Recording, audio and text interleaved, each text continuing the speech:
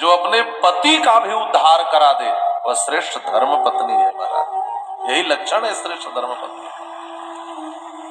जैसे नारायण का गुणगान निरंतर देवर्षि नारद करते हैं, वैसे भगवान शिव का गुणगान निरंतर तुम्बरु नाम के गंधर्व करते हैं। नारद जी वीणा बजाकर हमेशा नारायण नाम का संकीर्तन करते हैं और तुम्बरु नाम के गंधर्व निरंतर भगवान शिव नाम का संकीर्तन करते हैं। पार्वती जी ने तुम्बरु गंधर्व को बुलाया और कहा जाओ, जाकर उस पिशाच को शिव पुराण की कथा सुनाकर उसको मुक्त करके लेकर के आओ। महाराज आज जिंदा आदमी से कह दो भाई साहब 10 मिनट बैठकर कथा सुन लो, तो वो भी बैठना नहीं चाहता, तो पिशाच को कोई कैसे बैठा सकता है। अब तो महाराज वो बैठे ही नहीं कथा सुनने के लिए, इसके तो सारे संस्कार ही नष्ट हो गए थे। तो तुम्बरु नामक गंधर्व ने क्या किया, पकड़वा करके इस पिशाच को बांधा एक खूंटे में। बड़ी अद्भुत कथा है। भागवत में एक सप्त ग्रंथियों के बांस में बैठकर धुंधकारी ने कथा सुनी थी, लेकिन शिव पुराण के महात्म्य में एक खूंटे में बांधा गया इस पिशाच को। और देखिए क्या उपाय है महाराज, किसी का कल्याण करना हो जबरदस्ती बांध के भी करना पड़े तो उसका करा देना चाहिए। आप समझ रहे, आप ही के कल्याण के उपाय के लिए बार बार आपसे विनती की जा रही है, 2 मिनट बैठ जाओ, 2 मिनट बैठ जाओ। अच्छा 2 मिनट बैठकर कथा सुन लोगे तो उद्धार किसका होगा? ईमानदारी से बोलो किसका होगा? ये महात्माओं को क्या पड़ी है, जिनको एक वस्त्र भी नहीं चाहिए, यहां बैठकर तब साधना क्यों कर रहे हैं? आपके लिए ही तो कर रहे हैं, आप ही के लिए तो कर रहे हैं। हमारे शास्त्र कहते हैं जब कोई आपका कल्याण चाह ले महाराज ना, तो आपके द्वारा किए गए अपमान को भी सह लेता है। आप अपमान भी संतों का करते हैं तो संत पता है क्या सोचते हैं? संत कहते बेचारा अबोध है, यही सोचते हैं, गुस्सा नहीं करते महाराज, कहते जाने दो अबोध है, लेकिन इसका भी ठाकुर जी कल्याण कर दो, इस अबोध का भी कल्याण कर दो। इस पिशाच को जबरदस्ती बांध करके, और तुम्बरु जी ने शिव पुराण की कथा सुनाई है, और शिव पुराण की कथा का फल यह हुआ उस बिंदुक की भी सदगति हो गई, और बिंदुक और चंचुला भगवान शिव के लोक में आनंद पूर्वक निवास करने लगे। बोलिए भगवान भोलेनाथ की। महाराज शिव पुराण की कथा सुननी कैसे चाहिए, यह भी बात यहां पर बताई गई है। शिव पुराण का वक्ता कैसा हो, यह भी बात बताई गई है। और चर्चा तो बाद में करेंगे, अब समय नहीं है, अब कल से तो शिव पुराण की कथा में ही चलना है।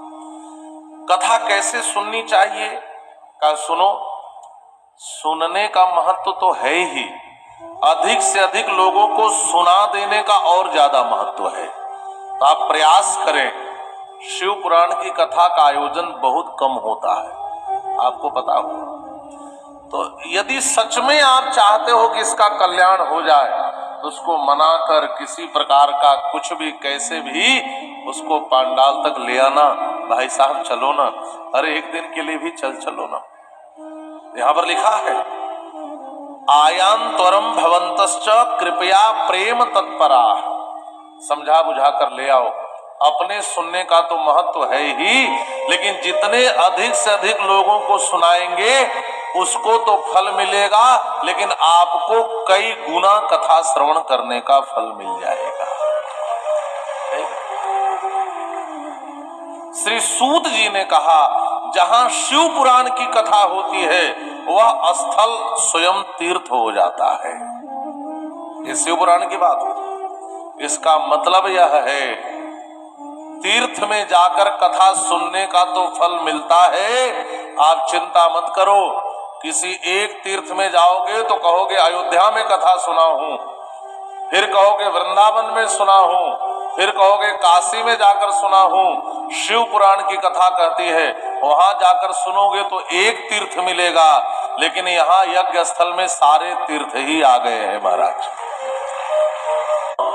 संपूर्ण तीर्थों में बैठकर कथा श्रवण करने का जो फल मिलता है वह फल आपको सहज भी मिल जाएगा। कथा कैसे सुने?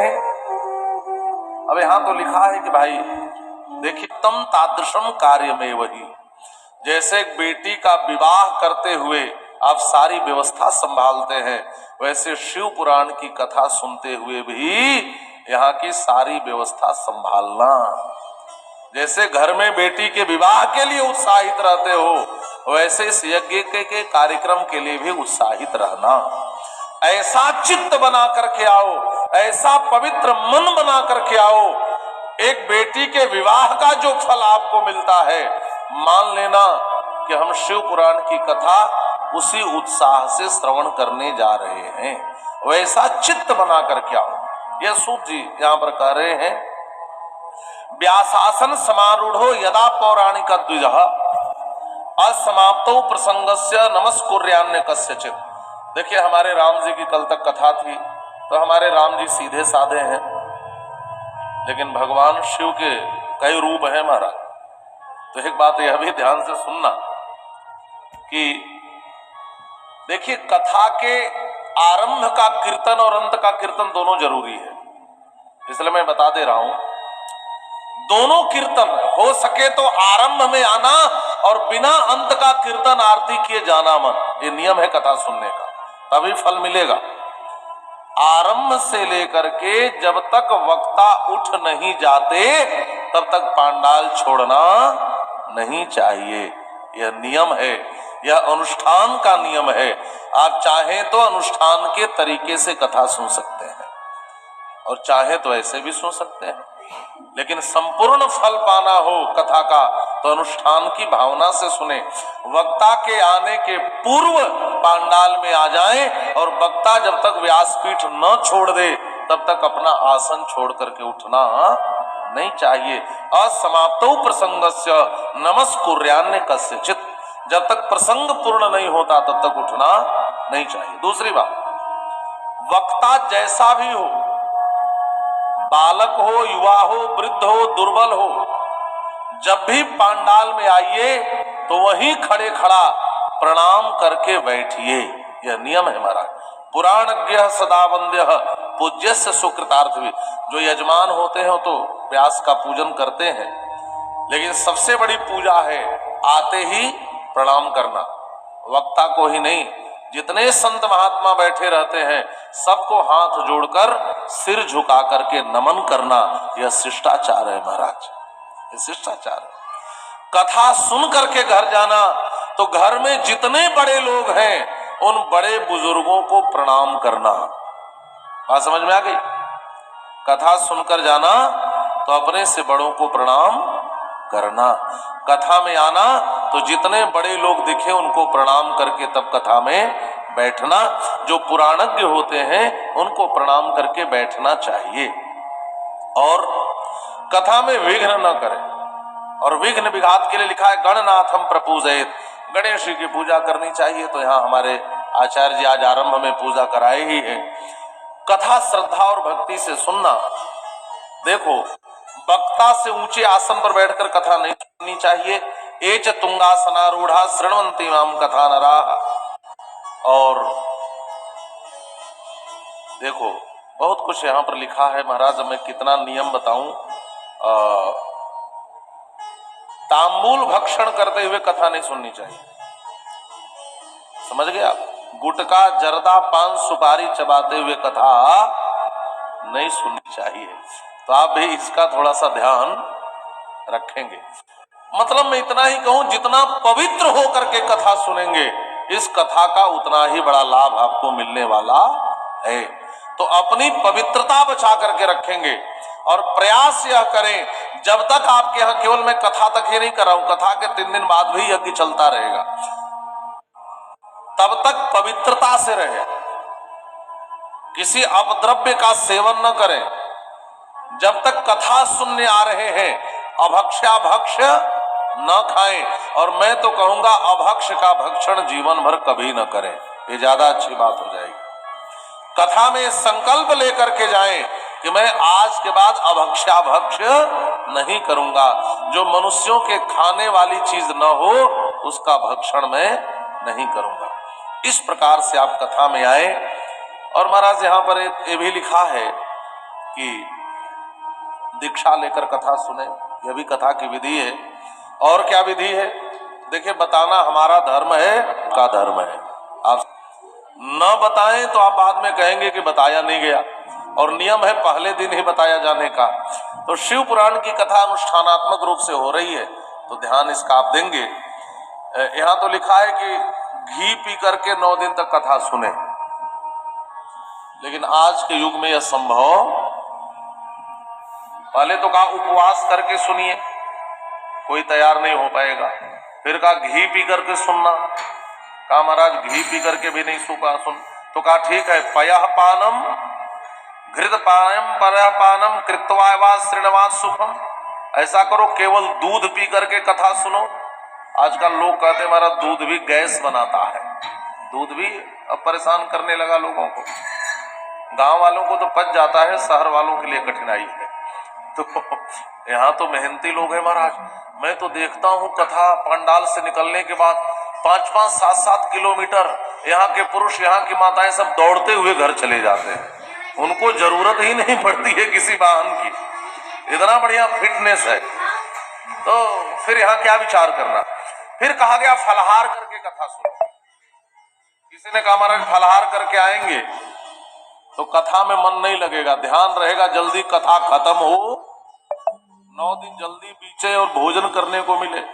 तो कहा ऐसा करो, दिन में फलाहार करो और रात में कथा सुनकर जाओ तो भोजन करो।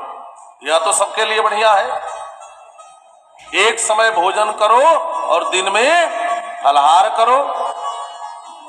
इतना सरल उपाय बताए, फिर भी यहाँ किसी ने कह दिया कि एक बार भी फलाहार करेंगे तो लोग घड़ी देखते रहेंगे, जल्दी से 4 बजे और हम घर जाके आहार करें। मन कथा में नहीं भोजन में ही लगा रहेगा। तो यहाँ तो कह दिया देखो भाई साहब, यदि फलाहार करके आओ और मन कथा में न लगे तो जितना मन उतना ठूस ठूस के खा पी कर आओ। ये भी कह दिया, खाना जितना मन उतना, लेकिन बस एक बात का ध्यान रखना, कथा छूटने न पाए। भोजन, खाना, पीना, सोना जीवन भर आपको मिलेगा, लेकिन यह यज्ञ पूर्ण हो जाएगा तो फिर कथा सुनने को नहीं मिलेगी। एक बात कहूं, एक बार आयोजन करके देख लेना, इतना कोई कर पाएगा क्या? ये तो ऐसे संत हैं महाराज जो इतना बड़ा आयोजन कर दिए हैं। यहाँ तो गंगा की धारा बह रही है फिर भी डुबकी न लगा पाओ। अरे आपके दरवाजे पर आकर के गंगा बह रही है, न डुबकी लगाओ तो इससे बढ़कर दुर्भाग्य भी क्या होगा। घर बार, काम काज, बेटा बेटी, रुपया पैसा जीवन भर आपको करना है। बस जो यह अनमोल समय मिला है इसको गंवाना मत। इसलिए कथा सुनना। और भी यहाँ पर कुछ बातें और कही गई हैं। देखो ये एक कथा जो है क्या क्या दे सकती है, जरा ध्यान से सुनना। ऐसे इसकी सर्वोत्तम प्राप्ति है भगवान शिव लोक की प्राप्ति। ठीक है, वो तो भगवान शिव के लोक को जाता ही है, लेकिन समाज में कोई ऐसा भी होगा जो बहुत दरिद्र हो, उसकी दरिद्रता दूर न हो रही हो। बहुत उपाय किया। शिव पुराण के महात्म्य में यह बात कही जा रही है, यदि आप शिव पुराण की कथा नियम पूर्वक, श्रद्धा पूर्वक सुनते हैं तो आपके जीवन की दरिद्रता समाप्त हो जाएगी। नियम। एक सबसे बड़ा असाध्य रोग होता है क्षय रोग। कितना भी असाध्य रोग हो, बार बार इलाज करवा रहे हो, ठीक न हो रहा हो, आप एक बार श्रद्धा पूर्वक शिव पुराण की कथा सुन लेना, आपके जीवन का सारा रोग समाप्त हो जाएगा। आपसे जाने अनजाने में भयंकर पाप हो गए हो, उस पाप के बाद आपका मन दुखी रहता है, मुझसे तो गलती हो गई, कोई बात नहीं, अब जो हो गया उसके लिए मत रो, अब जो अवसर है इसका लाभ ले लो। बड़े से बड़ा पापी भी इस कथा को सुन करके अपने को तार सकता है, उद्धार कर सकता है।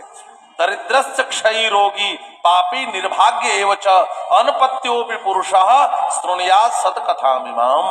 एक बात और सुन लेना, जो स्त्री काक बंध्या हो, स्रवद गर्भा हो, जिसके बेटे नहीं जीते हैं, 7 प्रकार की जो बंध्या हो, बांझ हो, संतान न हो रही हो, ये सब लिखा है, इसलिए बता रहा। यदि वह शिव पुराण की कथा को सुने नियम पूर्वक, तो उसके जीवन की भी ये सारी कठिनाई दूर हो जाती है। इस कथा का फल है महाराज। तो ये पूरे 7वें अध्याय में इन सारे फलों की चर्चा करी, और जो भी इस कथा को श्रद्धापूर्वक श्रवण करता है, वह अंत में परम शिव अनंतानंद सांद्रम प्रपद्ये, वह अंत में भगवान शिव के धाम को प्राप्त करता है। इन्हीं शब्दों के साथ आज मैं इस मंच को यहीं पर विराम और विश्राम दूंगा। आइए बड़े भाव से भगवान शिव के नाम का उच्चारण करें, और इसके अनंतर आप लोग आरती प्रसाद लेकर के ही अपने गंतव्य की ओर जाएं।